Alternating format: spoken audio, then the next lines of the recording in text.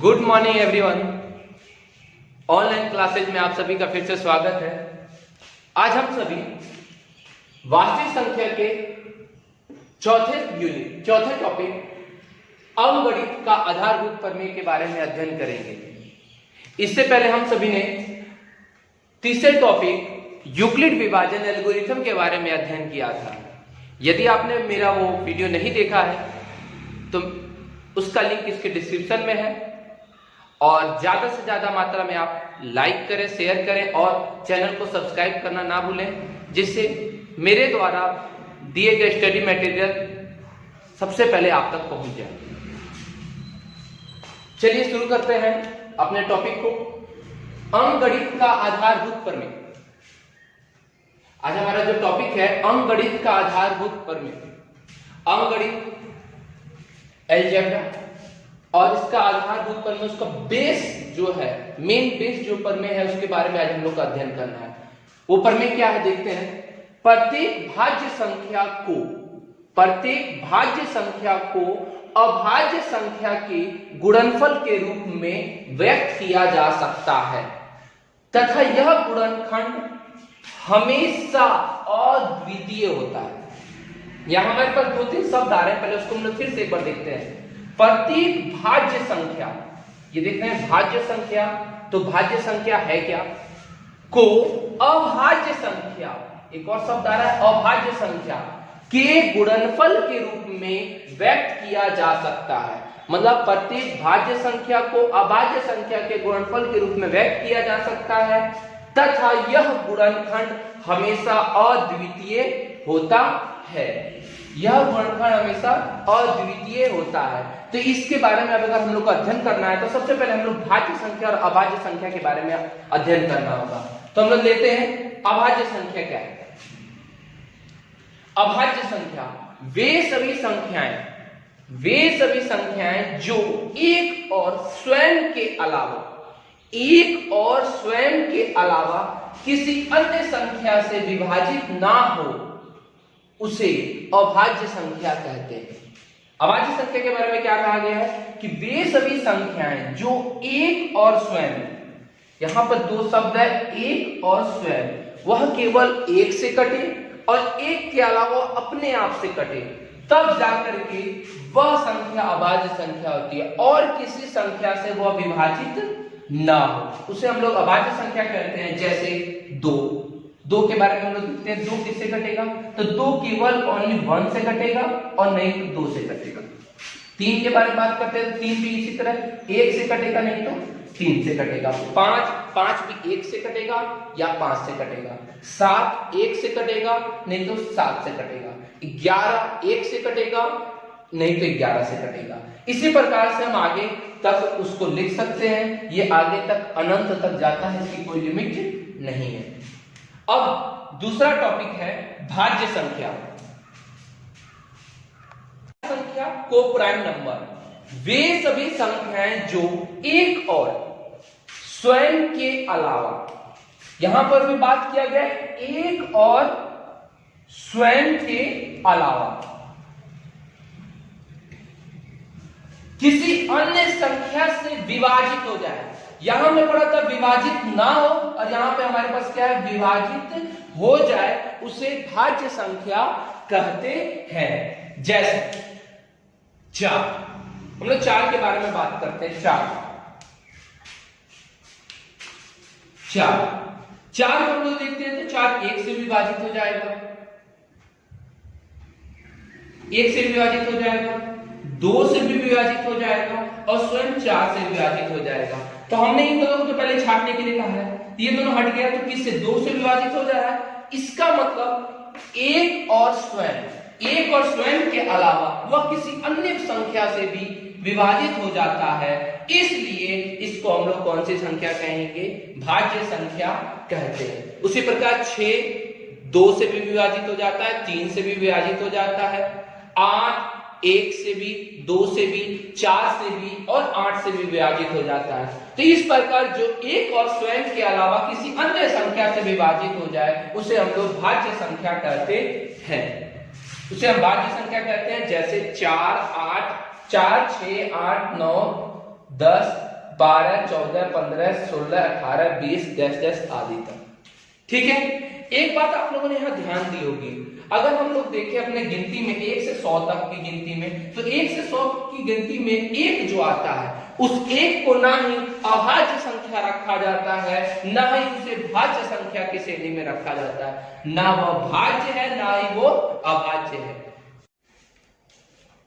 चलिए होमवर्क इसमें हो जाए।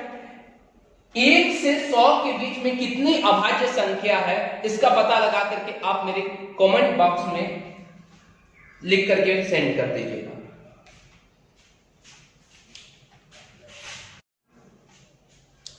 चलिए फिर से हम अपने टॉपिक पे आते हैं, अंकगणित का आधारभूत प्रमेय। ये क्या है? तो प्रत्येक भाज्य संख्या को अभाज्य संख्या के गुणनफल के रूप में व्यक्त किया जा सकता है तथा यह गुणनखंड हमेशा अद्वितीय होता है। मतलब एक भाज्य संख्या को हम किसके रूप में लिख सकते हैं? अभाज्य संख्या के गुणनफल के रूप में लिख सकते हैं। चलिए हम इसके लिए एक अच्छी तरह समझने के लिए एक उदाहरण ले लेते हैं। उदाहरण हमारा 50। चलिए इसको सॉल्व करते हैं। सॉल्व करने की हमारे पास दो विधि हो सकती है। एक विधि हो सकती है हमारी अभाज्य गुणनखंड विधि और दूसरी विधि है गुणनखंड वृक्ष विधि।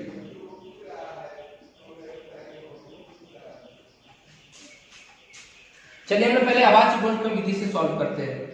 जैसे कि हम लोग 4th और 5th क्लास से पढ़ते आ रहे हैं कि अभाज्य गुणनखंड विधि से कैसे सॉल्व किया जाता है। तो सबसे पहले हम लोग सबसे छोटे अभाज्य संख्या इसको विभाजित करते हैं। तो सबसे छोटी अभाज्य संख्या का नाम क्या है? तो 2 है।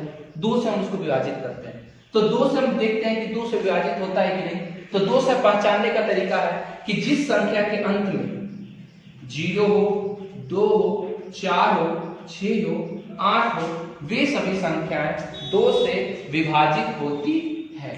जिस सभी संख्या के अंत में 0, 2, 4, 6, 8 हो, वे 2 से विभाजित होती है। तो इसका मतलब ये 2 से विभाजित हो जाएगी। 2 से विभाजित करते हैं इसको, 2, 2 दूना 4, 2 पच्चीस 10। फिर 2 से काट के देखते हैं क्या ये कटेगा कि नहीं। तो यहाँ पे अंत में क्या है? 5 है, क्योंकि इस संख्या में नहीं मिल रहा है, इसीलिए 2 से यह नहीं कटेगा। 2 के बाद आते हैं 3 से। 3 से भी संख्या विभाजित होती है जिसकी संख्या को जोड़ने पर, जिसके अंकों को जोड़ने पर, यदि अंकों को जोड़ने पर वह 3 से कट जाए, अंकों को जोड़ने पर वह 3 से कट जाए, मतलब विभाजित हो जाए। तो देखते हैं यहां पर दोनों को जोड़ते हैं। 5 और 2 कितना हुआ? 7। 7 3 से कटेगा तो नहीं कटेगा, तो इस वजह से हम ये 3 से विभाजित नहीं हो पाएगा। 3 के बाद आती है 5 की बारी। 5 से भी संख्याएं कट जाती है जिसके अंत में क्या हो? 0 और 5 हो। चलिए तो हम देखते हैं, इसके अंत में 5 है और यह 5 से कट जाएगा, तो 5 50 25 5 से भी कट गया, 5 का 5। अर्थात हम 50 को क्या लिख सकते हैं? 50 बराबर 2 गुणे 5 गुणे 5। इसको एक और फॉर्म में लिख सकते हैं, 2 गुणे 5 कितने बार है? 2 बार है, तो 5 की घात कितना हो जाएगा? 2। दूसरी तरफ हमारे है गुणनखंड वृक्ष विधि। गुणनखंड वृक्ष विधि देखते हैं हम लोग गुणनखंड वृक्ष विधि कैसे होता है। तो देखिए गुणनखंड वृक्ष विधि, इसी सवाल को हम उसमें सॉल्व करके देखते हैं। हमने जाना है एक वृक्ष में यदि एक शाखा होती है, उस शाखा से 2 शाखाएं फूट करके मतलब बाहर निकलती है, मतलब एक शाखा से 2 शाखाएं बनती है। उसी प्रकार गुणनखंड वृक्ष विधि में भी एक शाखा यहाँ पर हमारे पास है, इससे हमारी कितनी शाखा बनती है? 2 शाखा बनती है। इसमें पहली शाखा में हम लोग हमेशा जिस संख्या से इसको विभाजित करना था, जिस अभाज्य संख्या से, उसको लिखते हैं, और दूसरी संख्या में हम जितना भाग देने पे आता है उसको लिखते हैं। तो देखते हैं यहाँ पर 2 से विभाजित हो जाएगा क्योंकि अंत में 0 है, तो 2 से काटेंगे। 2 से 25 दूना 50। फिर 3 से इसको काट के देखते हैं। अब फिर दोबारा हम 2 शाखा बना लेते हैं।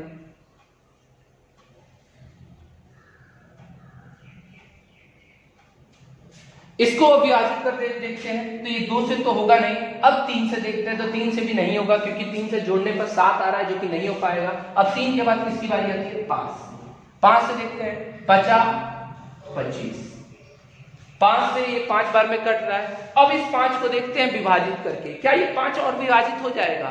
तो हम जानते हैं कि 5 एक अभाज्य संख्या है, और पहले से जानते हैं अभाज्य संख्या को तो और बांटा नहीं जा सकता, इस वजह से इसको यहीं पे हम क्या कर देंगे?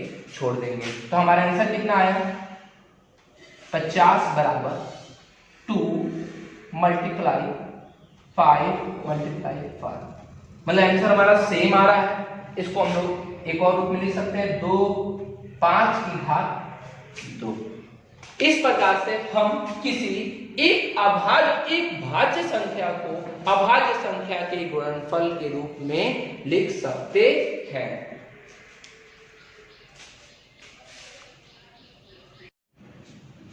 चलिए बारी है होमवर्क की। होमवर्क है हमारा, निम्नलिखित संख्याओं को अभाज्य संख्या के गुणनफल के रूप में लिखें। हमारे पास कुछ संख्याएं दी है, कुछ सवाल है।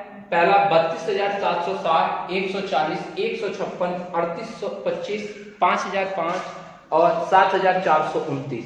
ये 6 सवाल है। इन 6 सवालों को हमको अभाज्य संख्या के गुणनफल के रूप में लिखना है, और अभाज्य संख्या के गुणनफल के रूप में आप कोई भी विधि का प्रयोग कर सकते हैं जो आपको उत्तम लगे।